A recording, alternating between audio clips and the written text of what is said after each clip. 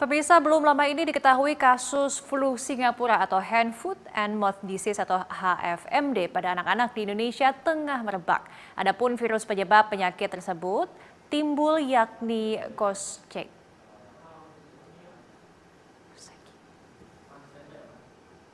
Epidemiolog dari Center for Environmental and Population Health, Griffith University, Australia, Diki Budiman mengatakan penyakit ini disebabkan oleh infeksi Coxsackie A16, bagian dari kelompok virus yang disebut enterovirus yang umumnya terjadi dan menyerang pada anak-anak.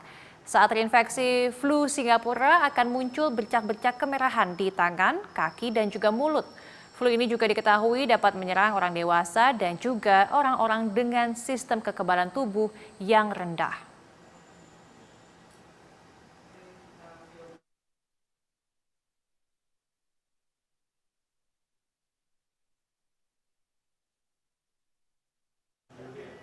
Dan flu Singapura ini merupakan penyakit yang disebabkan oleh infeksi dan juga sangat menular, pemirsa. Penyakit ini juga disebut sebagai penyakit tangan, kaki, dan juga mulut. Penyakit ini lebih beresiko terjadi pada anak-anak, terutama yang masih kecil. Lantas bagaimana ciri-ciri ataupun gejala dan bagaimana cara mencegah penyakit flu Singapura? Berikut kami tampilkan informasi untuk Anda, pemirsa. Ya, ini dia. Apa itu penyakit dari flu Singapura yang kami ambil sumber dari halodoc.com, flu Singapura ataupun yang dikenal dalam bahasa medis FHMD, Head, Foot, Mouth Disease, ini merupakan penyakit menular yang umumnya disebabkan infeksi virus Coxsackie virus dan juga human enterovirus 71 atau HEV71. Dan anak-anak yang paling berisiko untuk mengalami penyakit ini terutama anak yang lebih kecil atau bahkan balita. Penyakit ini juga bisa terjadi pada orang dewasa. Selanjutnya kita lihat informasi berikutnya. Ini adalah ciri khas dari flu Singapura ataupun gejala-gejala yang bisa diperhatikan jika mengidap flu Singapura. Pertama adalah demam tinggi, lalu kemudian sakit tenggorokan, hilangnya nafsu makan, adanya luka seperti lepuhan begitu pada lidah, gusi, dan juga bagian dalam pipi. Luka ini umumnya berwarna merah. Kemudian ada juga gejala ruam merah. Kemudian bayi dan juga balita ini akan mengalami rewel dan juga mudah marah serta sakit perut. Kita lihat berikutnya. Cara mencegah flu Singapura yang dapat Anda lakukan mungkin di rumah adalah pertama mengisolasi pengidap flu Singapura hingga dinyatakan sembuh. Kemudian yang kedua adalah rutin membersihkan area-area yang dicurigai terkontaminasi terhadap virus. Dan yang ketiga adalah rutin mencuci tangan dengan sabun. Kemudian kita lihat berikutnya. Ini masih terkait dengan cara mencegah dari flu Singapura adalah mengajarkan anak bagaimana cara menjaga kebersihan dengan tidak memasukkan apapun ke dalam mulut sebelum cuci tangan ataupun dalam keadaan tangan kotor begitu. Kemudian jangan mencium anak yang mengidap penyakit ini dan yang terakhir adalah hindari berbagai peralatan ataupun barang pribadi dengan pengidap flu Singapura. Dan berikutnya kita lihat ini adalah komplikasi flu Singapura, dehidrasi, kemudian kuku tangan dan juga kuku kaki yang terlepas, meningitis virus ataupun aseptik dan juga ensefalitis ataupun kelumpuhan.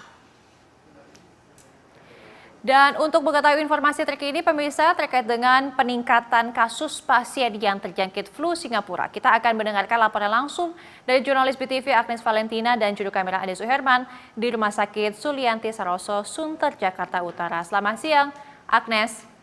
Berdasarkan pantauan Anda, apakah di sana terjadi lonjakan pasien yang terjangkit flu Singapura dan berapa banyak jumlahnya? Ya, selamat siang Didi dan juga pemirsa BTV. Sejauh ini kami telah menghubungi 3 rumah sakit di antara Rumah Sakit Siloam, Fatmawati, dan juga Rumah Sakit Sulianti Saroso, Jakarta. Dan berikut adalah informasi yang kami dapatkan. Di Rumah Sakit Sulianto Suroso hingga saat ini diketahui belum mendapatkan pasien dengan penyakit flu Singapura dan jika tahu juga selama ini mereka juga belum pernah mendapatkan pasien dengan kasus serupa.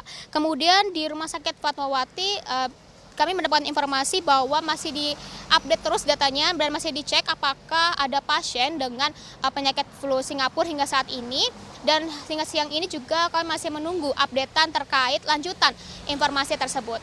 Kemudian yang ketiga, dari Rumah Sakit Siloam kami belum mendapatkan informasi secara pasti ada atau tidaknya pasien dengan penyakit flu Singapura tersebut. Nah, oleh karenanya hingga saat ini kami belum mendapatkan angka pasti terkait jumlah pasien yang menderita flu Singapura, baik itu di 3 rumah sakit yang tadi saya sebutkan dan juga baik di Jakarta itu sendiri. Dan kami informasikan juga sebelumnya Kemenkes sempat memberitahukan bahwa adanya flu Singapura ini tidak memerlukan sekolah untuk melakukan online atau pembelajaran jarak jauh. Ya, Didis. Oke, lantas apakah Anda mendapatkan informasi mungkin dari rumah sakit yang Anda hubungi, bagaimana kemudian penanganan dari pihak rumah sakit dalam mengatasi lonjakan jumlah pasien flu Singapura ini, Agnes?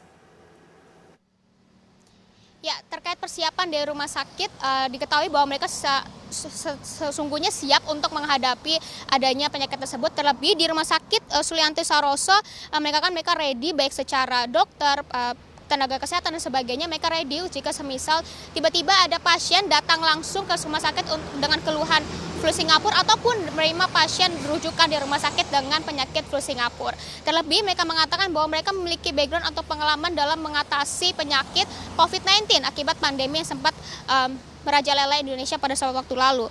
Kemudian kami juga informasikan kepada pemirsa BTV, flu ini timbul akibat virus yang menyerang anak-anak dan juga orang dewasa dengan daya tahan tubuh yang lemah. Nah, adapun penyakit ini merupakan penyakit endemik di wilayah ASEAN dan sangat menular. Dan kemudian gejala dari penyakit ini yakni dimulai dari demam, sakit tenggorokan, nyeri saat menelan, hingga timbul adanya lesi atau bintik-bintik merah di sekujur rongga mulut. Ya, Didis. Baik, terima kasih atas informasi juga laporannya, jurnalis BTV Agnes Valentina dan juru kamera Ade Suherman. Selamat bertugas kembali.